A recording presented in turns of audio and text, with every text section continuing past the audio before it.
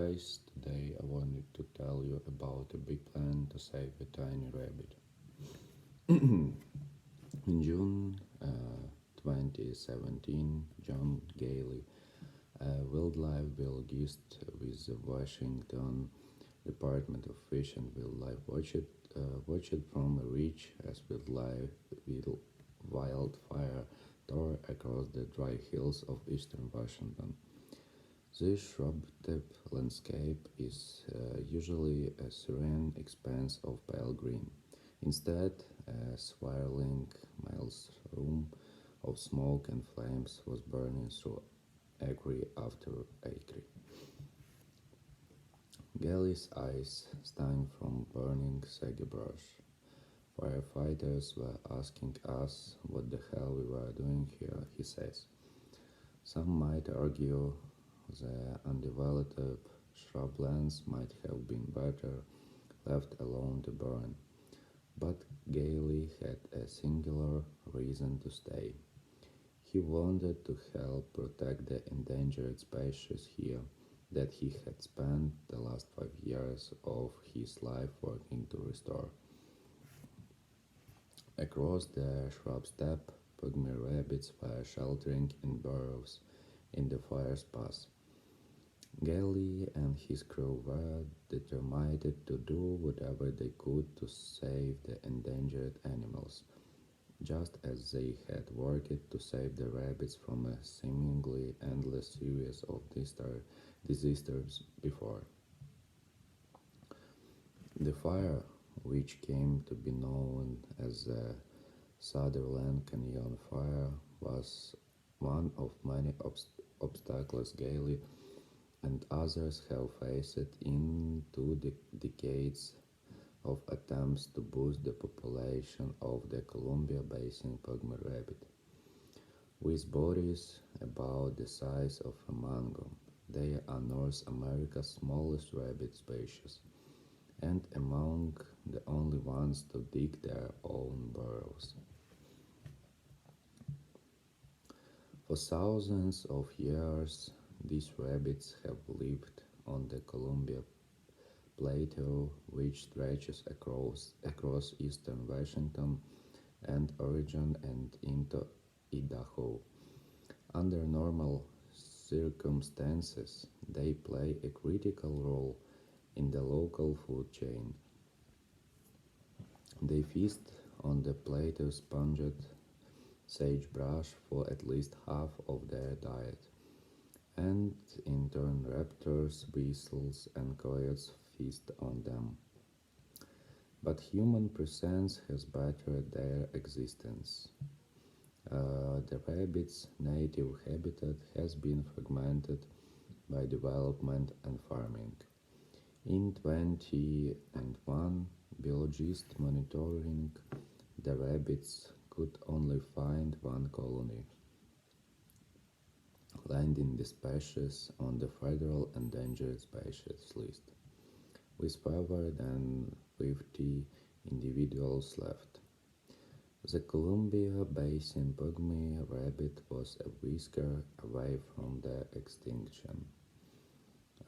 In the last 2 decades, hopeful state and federal wildlife biologists, rabbit fans, farmers and ranchers, conservation research zoos, and non-profits have all come together to give the rabbits a fighting chance against seemingly insurmountable odds. It's not easy, even when the species they are trying to save can be bred like, well, rabbits. The heights are incredible, moments of success and excitement, while the lows are crushing and catastrophic losses. Galley says of the effort, but both are usually short-lived until the next game-changing event.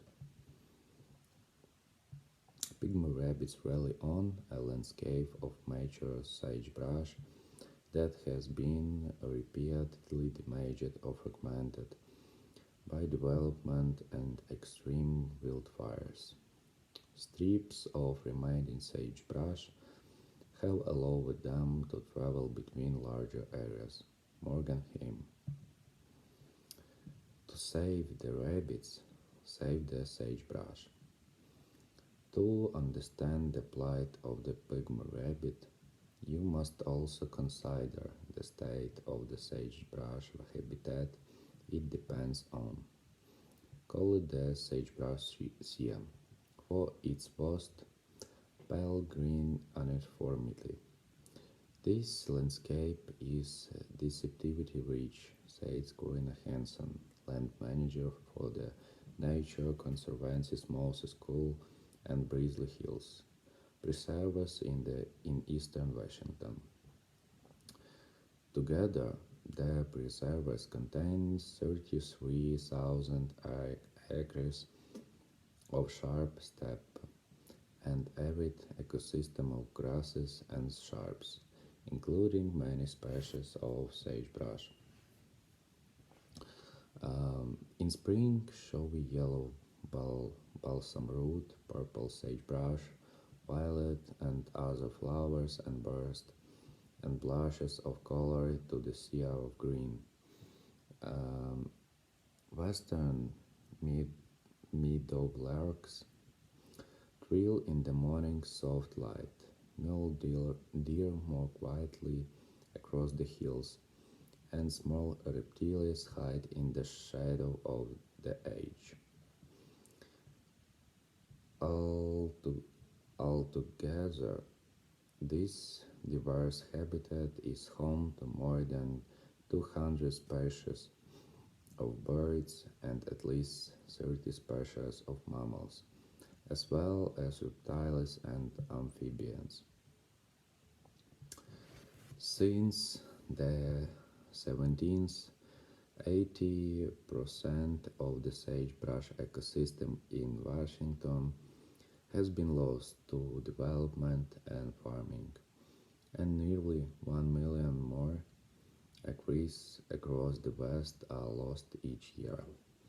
In its place, cheatgrass, a fast-growing invasive weed, has quickly spread across portions of the region. An aggressive invader, it dries out early each year, making it highly flammable. Now, instead of burning every 30 to 100 years, fires can occur every time to 15 years, says Hansen.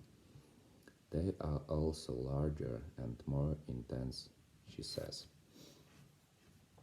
Um, that isn't enough time for the sagebrush that defines this ecosystem to fully recover between fire cycles. Climate change is making the cycle of cheatgrass wildlife more cheatgrass worse as summers become hotter and drought increases. Hansen says a primary goal of a land manager here is to interrupt that cycle and maintain the native plant community before the tipping point, where it would become a permanent grassland dominated by cheatgrass. Since the early 20s, TNC has worked with landowners, biologists, government agencies, non-profits and volunteers to restore and conserve this ecosystem,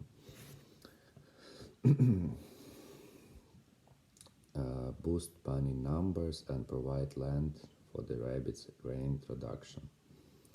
The tens of thousands of acres of this threatened habitat that TNC protects and restore give the ecosystem and species dependent on it, including the pygmy rabbit, greater sage grouse, and sagebrush sparrow, a fighting chance of survival. And in turn, species like pygmy rabbit draw people in to care more about the oft overlooked sagebrush sea. Once such person is Peter Lancaster, who grew up in the region and fell in love with the sharp steppe and the rabbits. He compares the rabbits and other species threatened by extinction to the dots and lines that together complete a painting. How many can be removed before a work of art becomes unintelligible or uninteresting, he says. The pygmy rabbit just one color in this landscape. In the 1990s, Lancaster scored Eastern Washington for signs of the tiny animals. In 1998, after 2 years of looking, he found an active burrow in what he calls pristine sagebrush shrub steppe, only to hear a road grader nearby. The land had just been purchased for development. What to do? I contacted the investor and bought the entire parcel. Lancaster says. A month later, Lancaster and his friend Paul Schuster purchased another parcel just a short hop from the first. With less than 50 individuals left in 2001, the Columbia Basin pygmy rabbit was a whisker away from the extinction. By 2001, thought when the rabbits were added to the federal endangered species list, protecting land wouldn't be enough.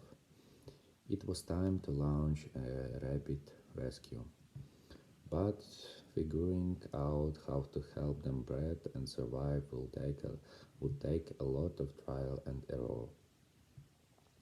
First, wildlife biologists from the Washington Department of Fish and Wildlife captured 16 of the remaining rabbits and brought them to the breeding facilities at Washington State University, Oregon Zoo, and Northwest Trek Wildlife Park.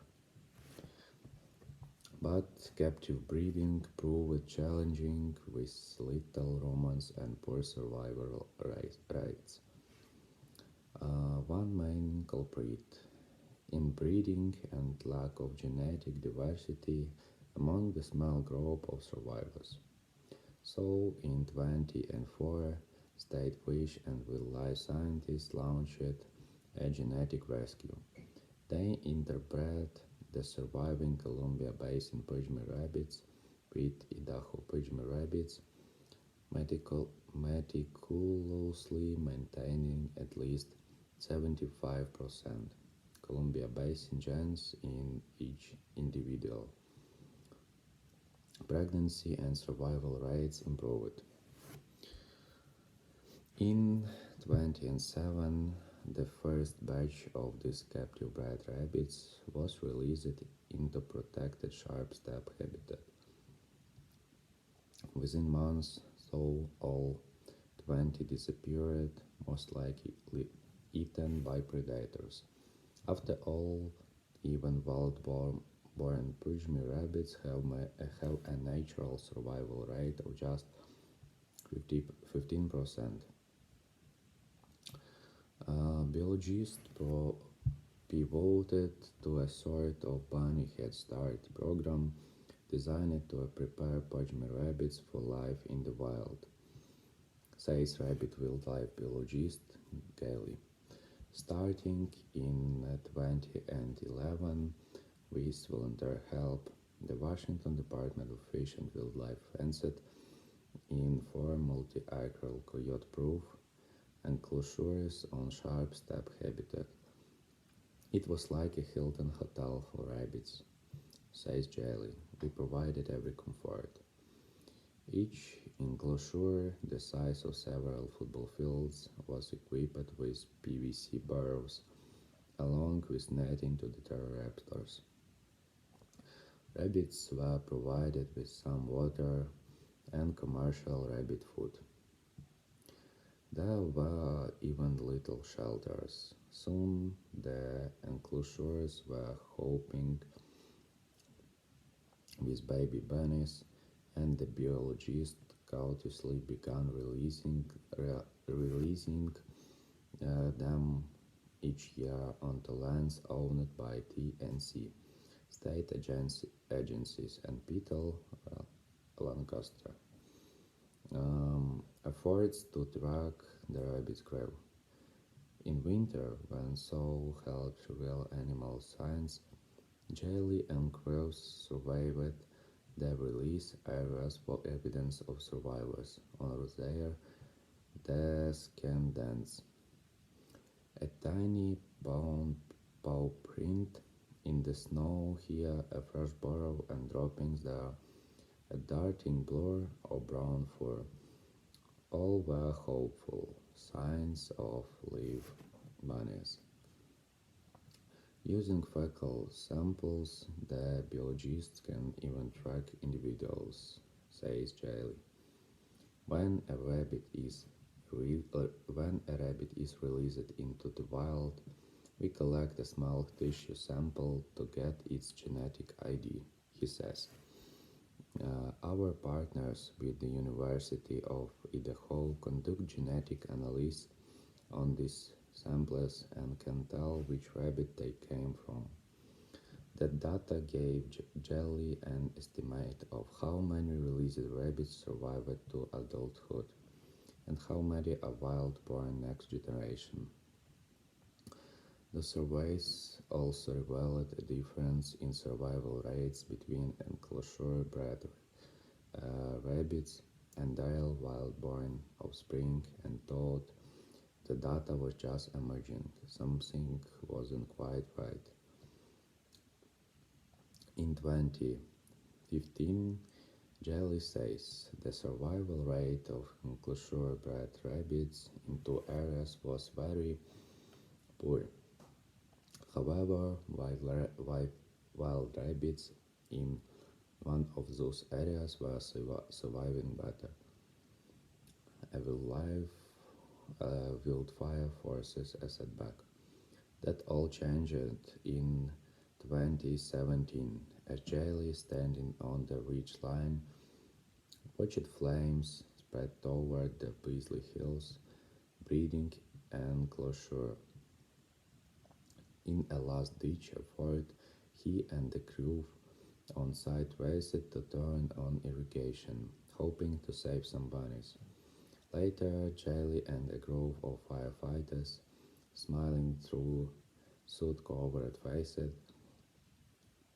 delivered more than uh, 30 trembling little survivors to a relieved team of biologists. But at least 85 other Pygmy rabbits perished, including 76 already living in the wild.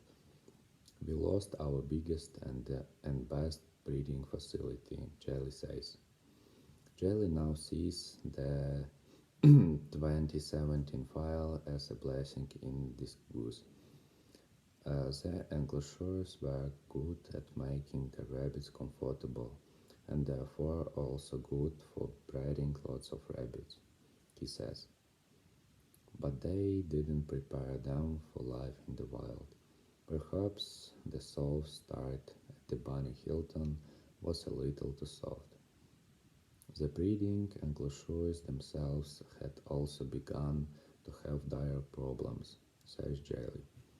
Seeds of invasive plants like cheatgrass had been stirred up when the fencing was installed, and the sagebrush the rabbits relied on had been overgrazed.